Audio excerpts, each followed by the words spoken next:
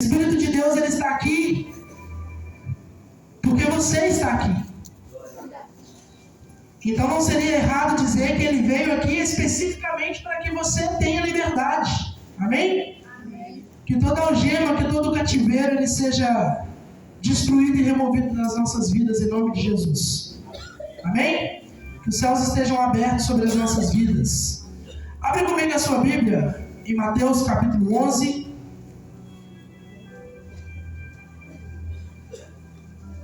Mateus capítulo 11.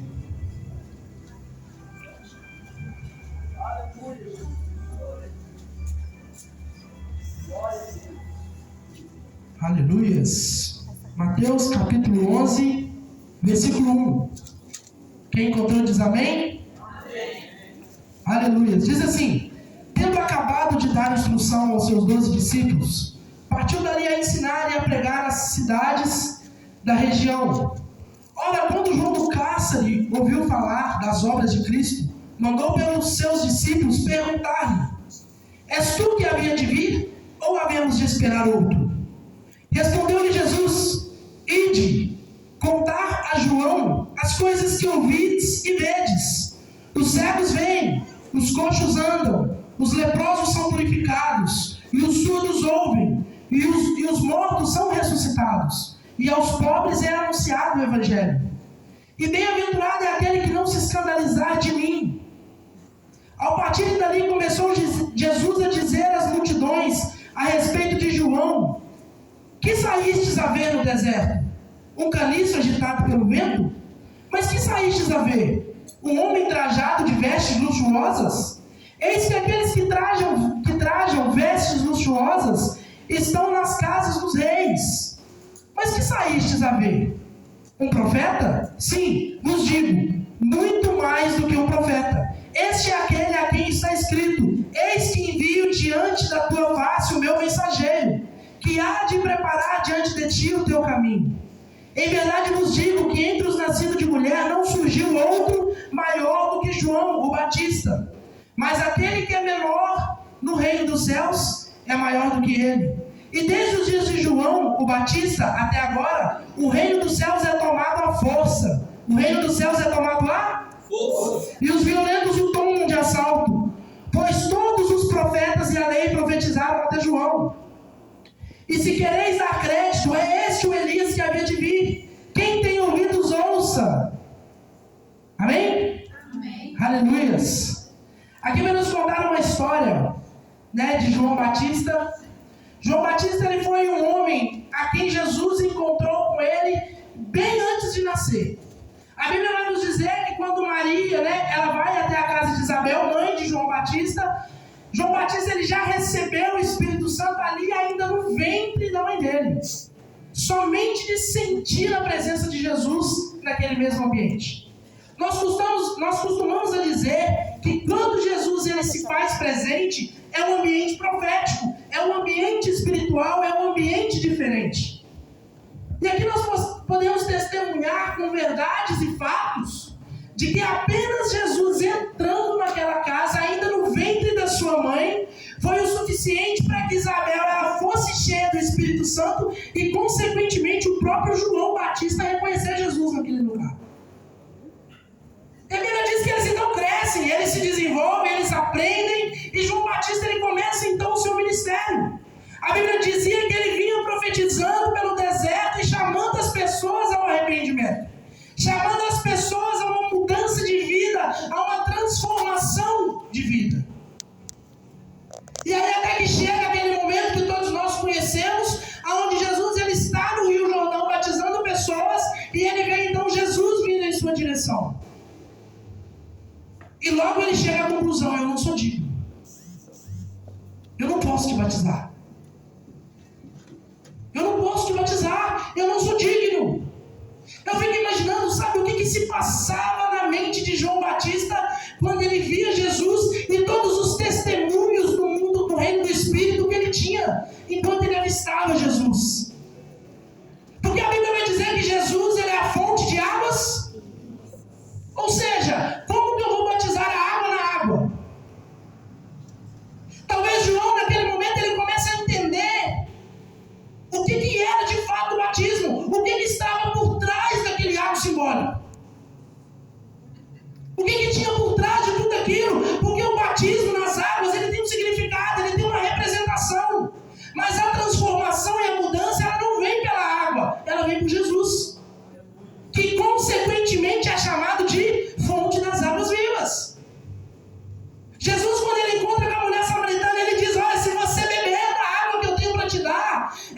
servirá apenas para matar a sua sede, mas para fazer com que jorre de dentro de você uma fonte a jorrar por toda a eternidade. A transformação não vai ser apenas para você, mas você vai se tornar um rio de água viva, vai fluir através do seu interior. E João Batista está ali, parado, olhando para aquele homem. E ele logo reconhece: eu não sou digno. Eu não posso desatar a sandália dos seus pés. Em contrapartida, você é muito maior do que eu. Muito maior do que eu. Talvez, quando Jesus ali no caminho de Emaús, que a Bíblia vai dizer que, né, os discípulos eles caminhavam junto com Jesus, chega um momento que eles começam a se perguntar: mas porventura o seu coração não queimava quando ele falava? Talvez o seu coração não queimava lembrando dos seus feitos, talvez. Você não sentiu algo diferente em alguém que você não reconhecia na trajetória? Talvez João Batista ele teve essa mesma sensação: eu já senti essa presença, isso já me envolveu de alguma forma, e agora eu estou vendo esse homem vindo em minha direção. E Jesus, dotado de sabedoria de Deus e de humildade, ele diz: olha, eu preciso passar por isso para que se cumpra a palavra do meu Pai. Eu preciso cumprir a palavra do meu Pai. Você precisa me batizar. João Batista, ainda cheio de argumentos, ele dizia, e ele falava para a multidão, antes que Jesus chegasse, ele falava: olha, eu estou batizando vocês com água, mas existe um que é mais poderoso do que eu. Ele vai batizar vocês com espírito e com fogo. Ele dará a vocês algo que eu não posso dar. Ele dará a vocês algo que esse simbolismo que eu estou fazendo não pode gerar. Mas ele vem, ele é mais poderoso do que eu. E ele fará algo diferente em vocês. E ele então se depara com a fonte de água viva ali, diante dos seus olhos. Diante dos seus olhos. E talvez vários questionamentos dentro dele. Talvez os mesmos questionamentos que levaram Moisés a se questionar: mas eu, Senhor, o homem gago, eu, Senhor, o homem pequeno. O que eu direi ao povo que o Senhor é? Diga ao povo que eu sou. Imagina mais questionamento: eu sou quem? Eu sou tudo aquilo que eles precisarem. Eu sou tudo aquilo que eles precisarem. Se é maná, eu sou maná. Se é água, eu serei a água. Sabe, se é a nuvem que vai refrigerá-los no sol, eu serei a nuvem. Mas se porventura eles precisarem da coluna de fogo, eu também serei. Eu serei tudo aquilo que sou. É alguém que mistura presente e passado, sabe? E futuro ao mesmo tempo. Eu serei tudo aquilo que eu já sou. Essa é a tradução dessa palavra. Eu sou o que sou. Eu serei o que sou. Talvez os mesmos questionamentos que levaram Moisés a se questionar levou também João Batista. Mas afinal de contas eu sou indigno, como que eu posso?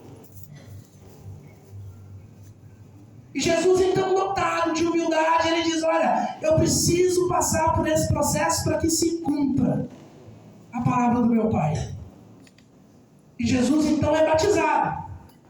E como poucas vezes na Bíblia, toda a Trindade estava ali.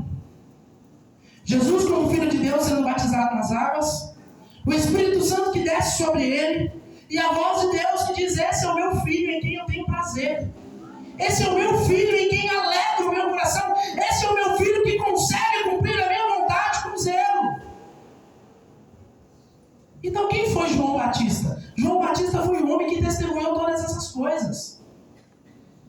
Todas essas coisas. Mas chega um momento na vida de João Batista, onde a Bíblia vai dizer no livro que nós acabamos de ler, que ele estava no cárcere. Nos capítulos seguintes, ele vai descobrir que ele está prestes a perder a cabeça. E a Bíblia vai dizer: olha, ele junta os seus discípulos dele mesmo e diz: vai lá perguntar para ele se ele é quem nós estamos esperando ou se ele é outro. O que nós vamos falar aqui hoje sobre libertação é exatamente isso. Uma libertação de muitas vezes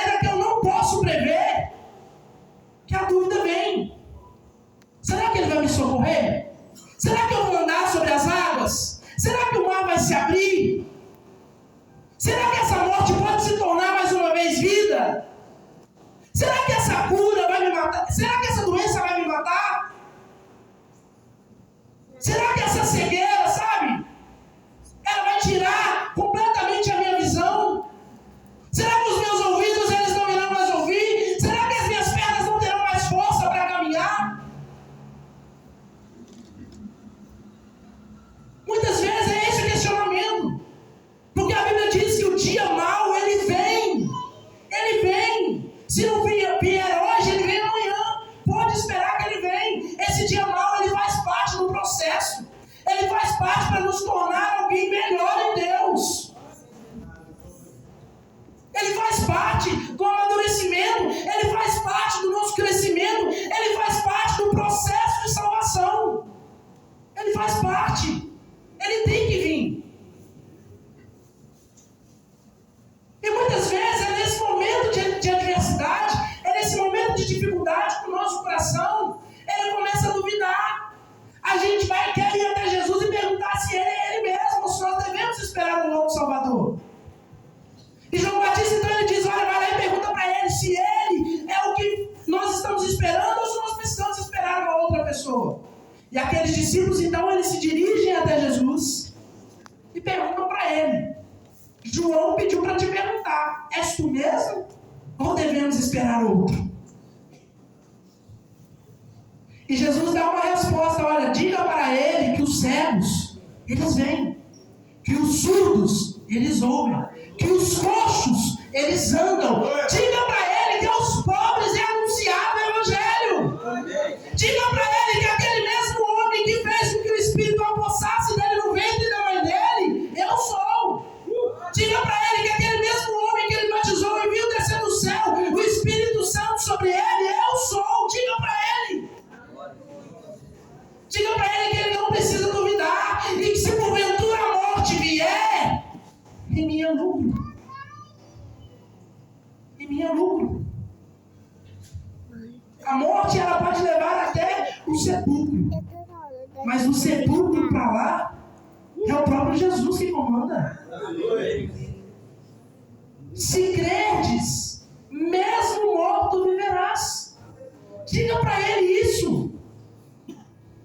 E eles então se dirigem até João e Jesus começa a dizer à multidão, o que fostes ver no deserto?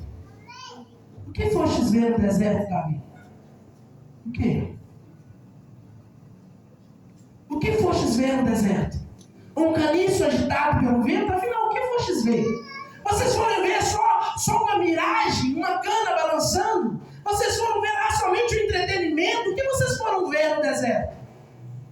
Um rei que traja, sabe, roupas finas? Não, não é esse não. Esse está nos palácios. Está na casa dos próprios reis. Não, não é esse. Mas afinal de contas, o que vocês foram ver? Um profeta? Eu vos digo, muito mais do que um profeta. Muito mais do que um profeta. Afinal de contas, não existe ninguém nascido de mulher maior do que João Batista. Ninguém. E aqui agora Jesus ele traz uma revelação profunda, porque ele vai dizer, mas aquele que é menor no reino dos céus é maior do que ele. Entre os homens naturais, ele é o maior. Mas aqueles que nascem no reino, o menor é maior do que ele. É maior do que ele. E Jesus ele vai dizer, olha, eu preciso que vocês ouçam essas palavras. Isso não é algo comum do discurso de Jesus. A gente vê, sabe, essa frase poucas vezes. Quando ele diz, olha, ouça o que o Espírito diz à igreja. É porque é algo muito profundo. É algo que o maligno, é algo que a desatenção, é algo que a nossa distração não pode permitir com que o diabo tire de nós. Porque a Bíblia vai dizer que ouvindo alguém a palavra do reino e não aguardando, o maligno vem e arrebata o que foi semeado no coração. Já ouviu falar que a palavra, ela sempre vai crescer um dia? Às vezes não. Porque o maligno, diante da distração, ele pode arrebatar. O que é arrebatar? Arrancar. Arrancar.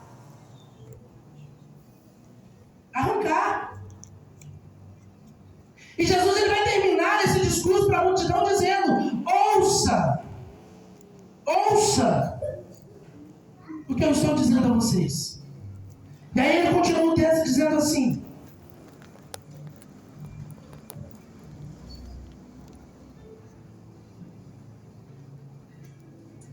versículo 16, mas a quem compararei a esta geração?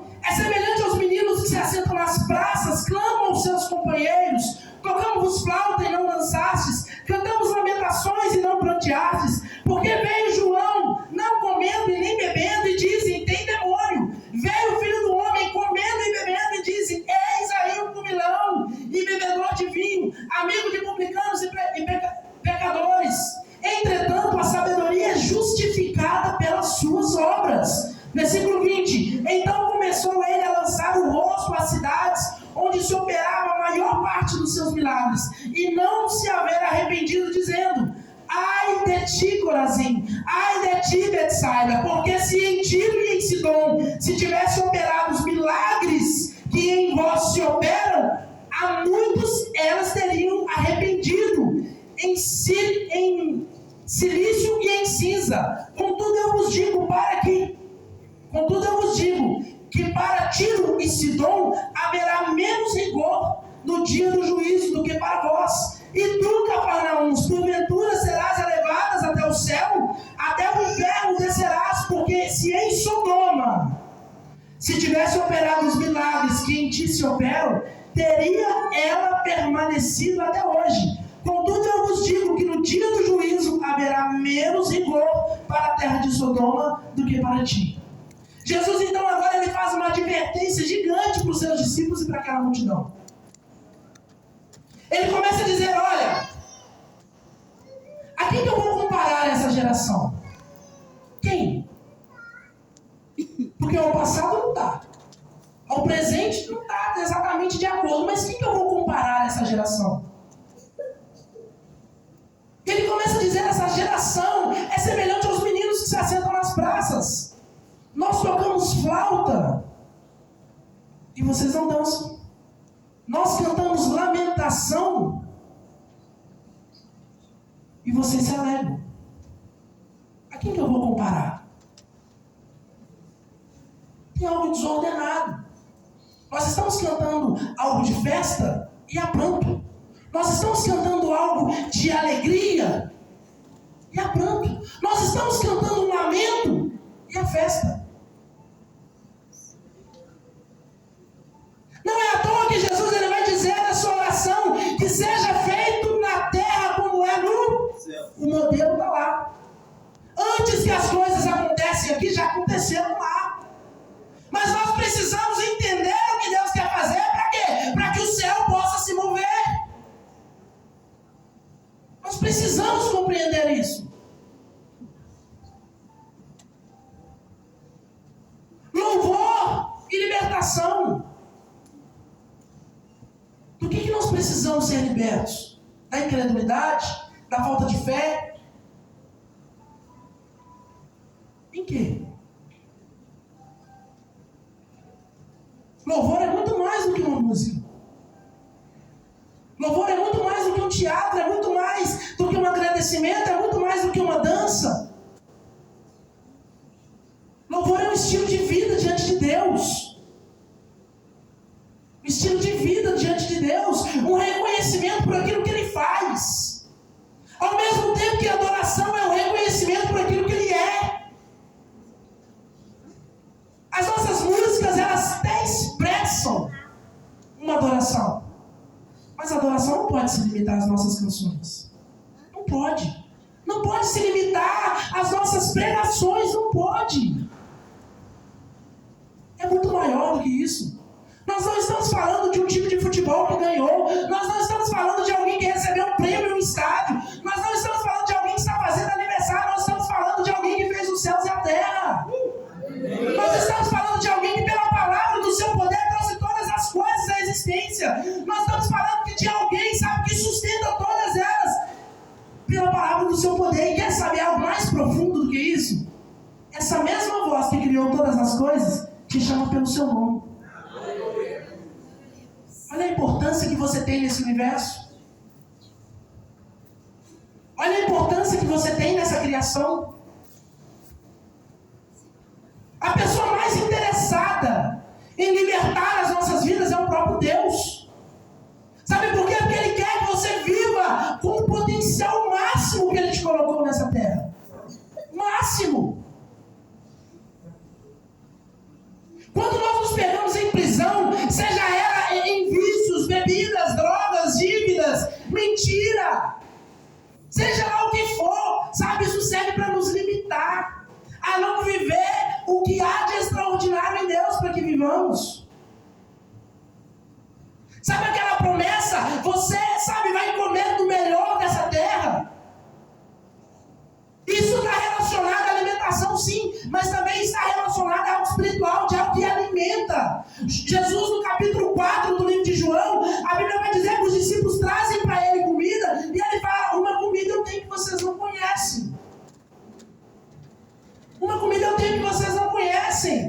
E eles falam: mestre, come, o senhor está com fome? Uma comida eu tenho que vocês não conhecem. A minha comida é fazer a vontade do meu Pai.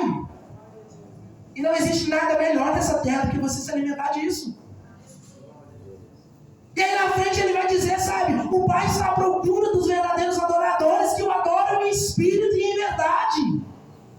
E o que eu acho mais incrível nesse texto é que ele é enfático em dizer: o Pai está à procura. Sabe por quê? Porque um servo, ele pode adorar o seu Senhor.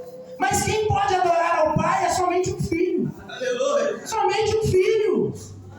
O Pai não está à procura dos servos que o adoram. O Pai não está à procura daqueles que portam muitas autoridades na terra. Não, Ele está à procura dos filhos que o adoram. Porque os filhos sabem adorá-lo como Ele merece.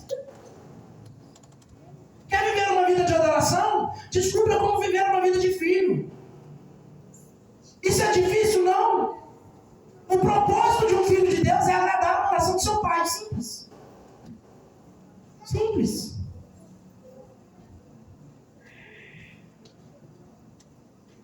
Diga para a pessoa que está do seu lado: você não é um plano B de Deus.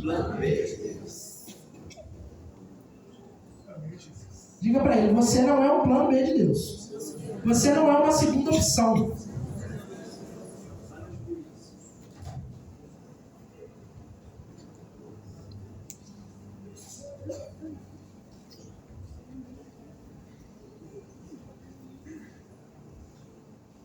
Abre comigo João.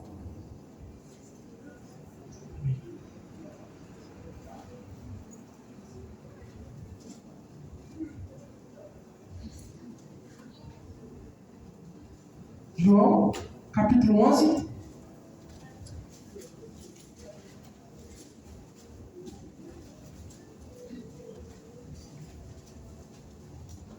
Versículo 45.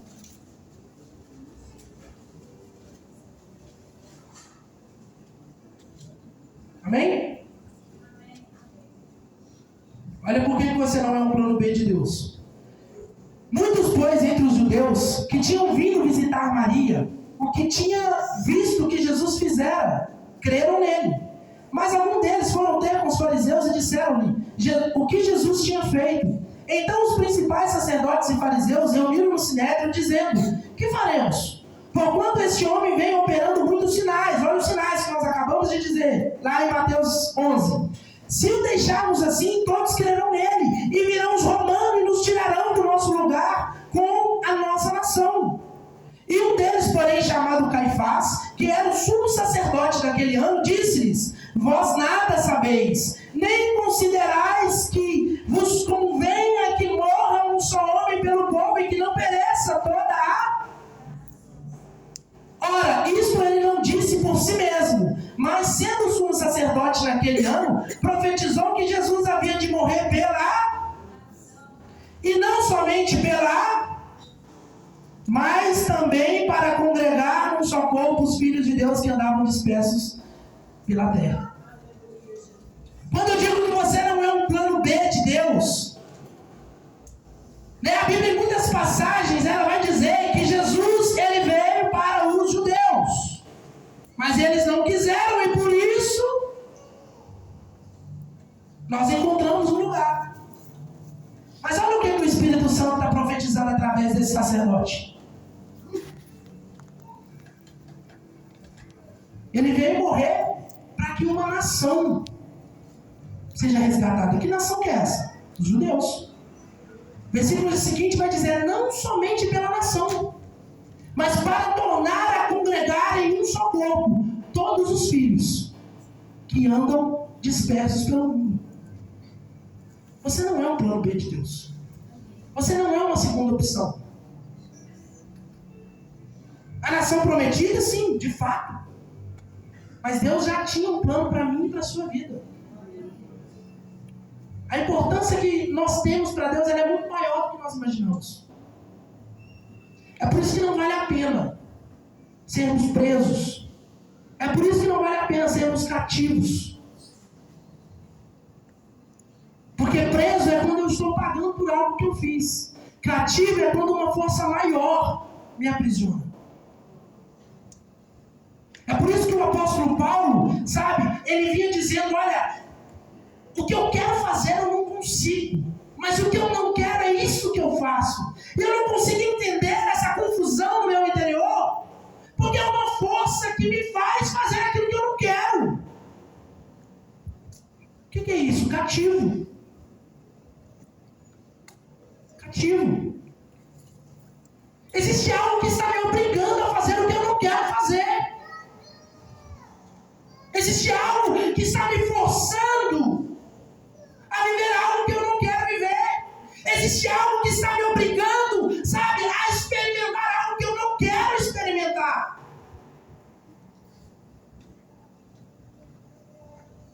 Eu não quero experimentar, eu não quero fazer, eu não quero viver, eu não quero ser desse jeito. São os cativos. Paulo, então, ele encontra em Jesus um estágio de liberdade. Se liberta, as escamas caem dos seus olhos.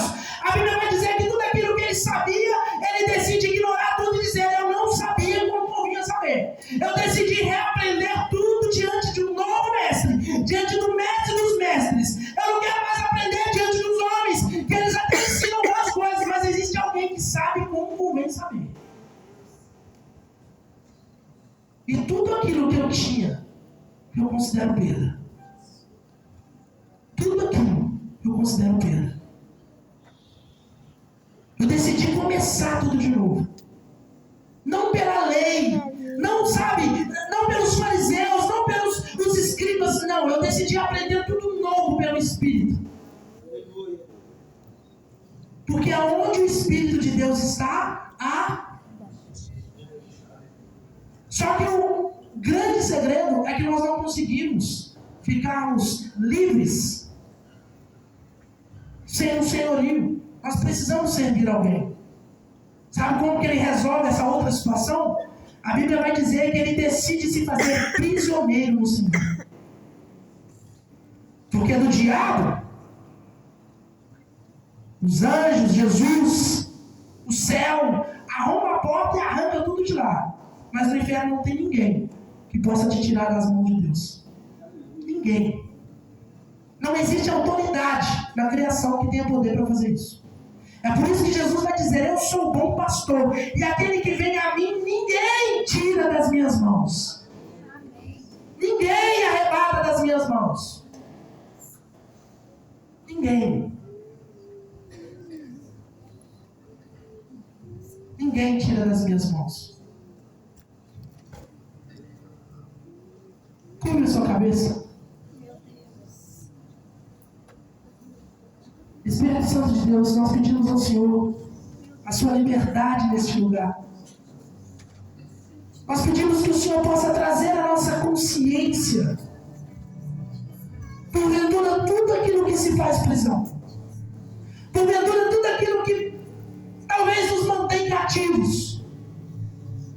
Jesus, eu não sei se é a incredulidade, eu não sei se é a falta de fé, eu não sei se é uma mente fraca que um dia ela faz com que eu almeje coisas grandes no Senhor e outro dia ela me posiciona para desistir, eu não sei. Eu não sei se é um emocional, eu não sei se é uma mágoa, eu não sei se é uma tristeza, mas nós sabemos quem é o Senhor. Nós sabemos que o Senhor já havia visto todos os nossos dias, nós sabemos que o Senhor já conhece toda a nossa história, nós sabemos que diante do Senhor há justiça. E é isso que nós pedimos sobre a nossa vida. A justiça do Senhor. Que nós possamos ser justificados no Senhor. Que nós possamos de fato sermos justificados no Senhor em nome de Jesus. Que nós possamos ser de fato justificados no Senhor em nome de Jesus. Que nós possamos ser de fato justificados diante do Senhor. Que toda prisão e todo cativeiro seja retirado agora.